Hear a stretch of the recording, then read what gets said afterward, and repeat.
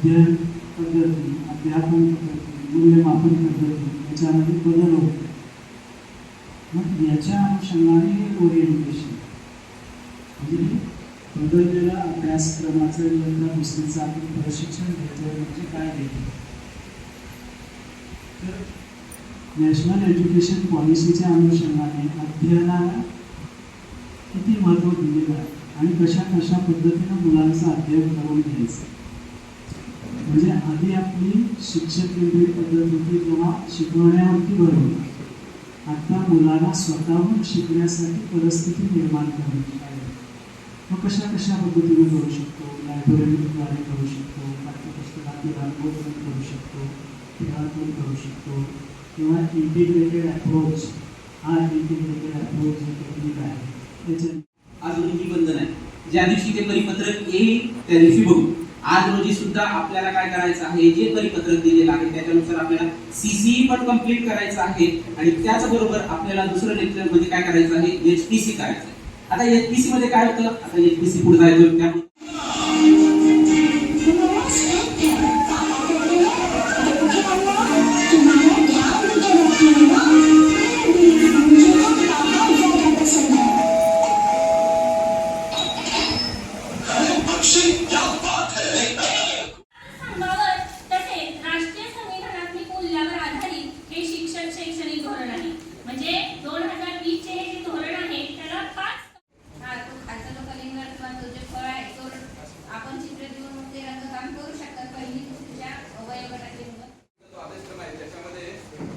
क्षेत्र म्हणजे त्याच्यामध्ये शिक्षणाचं लक्ष असेल, अभ्यासक्रमाचं ध्येय असेल, क्षमता आणि उद्दिष्टे आणि वैशिष्ट्ये छापलेली असायची.